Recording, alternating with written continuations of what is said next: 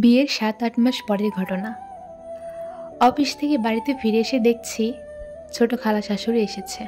এই প্রথম তাকে সামনাসামনি দেখা। বিয়েতে সে আসতে পারেনি, তার নাকি শরীরটা অনেক খারাপ ছিল। বাড়িতে ঢুকতেই আমার শাশুড়ি আমাকে বলল, বৌমা, এটা তোমার ছোট খালা।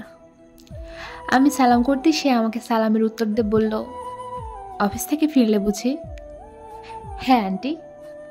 সে আমাকে আবারও প্রশ্ন করলো, প্রতিদিন কি এই টাইমে বাড়িতে ফেরো? আমি উত্তরে বললাম হ্যাঁ। আমি আরও কিছু বলতে যাব, ঠিক সে সময় আমার শাশুড়ি আমাকে বলল, সবে তো ফিরলে, একটু রেস্ট করো, পরে না হয় গল্প করবে। আমি নিজের রুমে চলে যেতেই আমার শাশুড়ি আমার ছোট খালা শাশুড়ির সাথে গল্প করতে শুরু করলেন। ততক্ষণে রুমে এসে দেখি আমার হাজব্যান্ড ফিরে গেছে। আমার হাজব্যান্ড আমার থেকে 1 ঘন্টা আগেই বাসায় ফিরে। আমি ফ্রেশ হয়ে একটু রেস্ট করতে আসলাম। তখন আমার হাজব্যান্ড আমাকে 1 কাপ চা এনে নিয়ে এসে দেয়। প্রতিদিন ওর এই সময় এই একটাই রুটিন।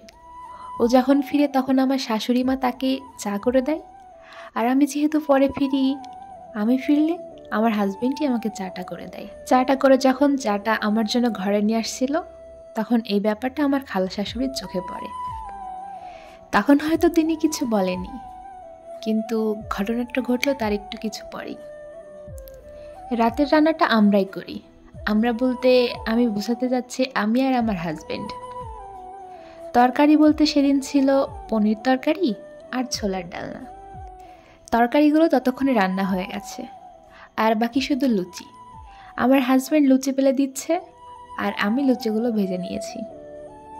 ঠিক তখনই আমার খালা শাশুড়ি রান্নাঘরে ঢুকেতেই সে তার চোখটা বড় বড় করে বলল, হ্যাঁ রে গর্ক, বিয়েতে করে মেয়েলি কাজ অনেকই শিখে নিয়েছিস। বউকে চা করে খাওয়ানো, বউয়ের সাথে লুচি বেলা, বউয়ের রান্নার কাজে হেল্প করা।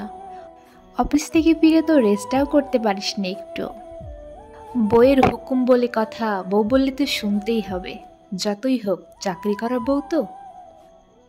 আমার হাজব্যান্ড কিছু উত্তর দেওয়ার আগেই দেখি আমার শাশুড়ি মা পিছনে এসে আমার খালা শাশুড়িকে বলে, আরে কি যে বলো আপু, বৌমা ওকে কাজ করতে বলবে কেন?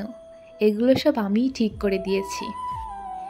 অফিস থেকে তো আর বাবু একা ফেরে না, বৌমা অফিস থেকে ফেরে। রেস্ট তো পাওয়ার হলে দুজনেরই পাওয়ার কথা। সবাই যদি রেস্ট করে তাহলে খাওয়া দাওয়া তো আর বন্ধ থাকতে পারে না। সকালের রান্নাটা আমিই করি।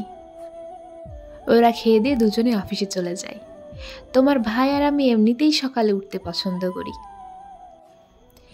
দুজনে নিজেদের মর্নিং ওয়ার্কটা সেরে এসে আমি রান্নাটা চড়িয়ে দিই। রান্না করতে কিন্তু আমার বেশ ভালোই লাগে। ঠিক সে সময় তোমার ভাইয়াও কিন্তু আমার কাজে হাতে হাতে হেল্প করে দেয়। কাজের আবার মেয়েলি বলে কিছু আছে নাকি? এজন্যই তো আমি আমার ছেলেকে সব কাজ শিখিয়ে দিয়েছি। তোমার ভাইও তখন আমার সাথে কত হেল্প করতো। আমার হাতে হাতে এটা করে দেয়া, অটো করে দেয়া, কত কাজে আমাকে সাহায্য করেছে। এখনও কিন্তু তার ব্যতিক্রম নয়। আমি যখন সকালে রান্না করি, সেও কিন্তু আমার হাতে হাতে অনেকটা কাজ সাহায্য করে। এটাতে কিন্তু আমাদের ভালোই লাগে। কাজ তো কাজই, এটা আবার মেয়েলি পুরুষ বলে কোনো কথা আছে নাকি? সংসারের সুখ শান্তি তো এভাবেই বজায় থাকে। একে অপরের কাজে সাহায্য করা, ভালোবাসা, এগুলোর মাধ্যমেই তো একটা সংসারের সুখ স্বাচ্ছন্দ্য বজায় থাকে। দুজন যদি দুজনকে না বোঝে, না ভালোবাসে, তাহলে এদেরকে আর বুঝবে কে বলো তো? ওরা ওদের মতো কাজ করুক, আমাদের এখানে থেকে কোনো লাভ নেই, আমাদের এখানে থেকে কোনো কাজও নেই। তার থেকে বরং চলো আমরা দুজনে একটু গল্প করি। বাবুর বিয়েতে তো তুমি আসতে পারোনি, চলো বাবুর বিয়ের ছবিগুলো তোমাকে দেখাই। কথাগুলো শুনে আমার খালা শাশুড়ির কেমন মুখটা যেন ফ্যাকাশে হয়ে গিয়েছিল। রান্নাঘর থেকে যখন তারা বের হয়ে যাচ্ছিল, তখন আমার খালা শাশুড়ির একটা কথা আমার কানে এলো, আপু এতটা লাই দিও না, আশকারা পেয়ে গেলে দেখবে তখন মাথায় চড়ে বসবে। নিজের ছেলের কথাটাও একটু ভাবো, সে তো অফিস করে এসে ক্লান্ত থাকে নাকি, তার তো একটু রেস্ট প্রয়োজন। আমার শাশুড়ি তখন হাসতে হাসতে বেশ জোরে করেই তাকে উত্তরটা দিল, ওরা এখনকার ছেলে মেয়ে, ভালো মন্দ বিচার করার ক্ষমতা ওদের আছে। আমি আমার মতো চালাতে হলে ওরা চলবে না। সময় বদলেছে, দিনকাল পাল্টে গিয়েছে, তাই আমাদেরই উচিত ওদের সাথে অ্যাডজাস্ট করে নেওয়া।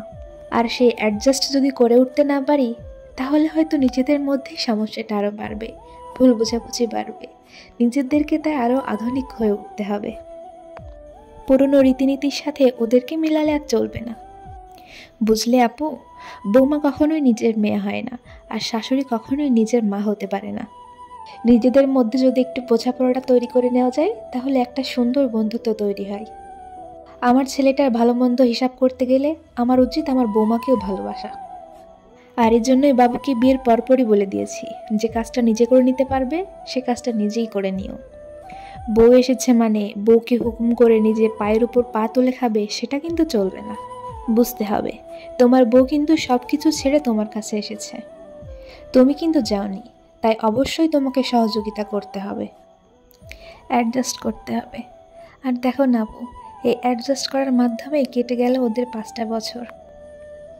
একটা সংসারকে টিকিয়ে রাখার জন্য অবশ্যই দরকার অ্যাডজাস্ট।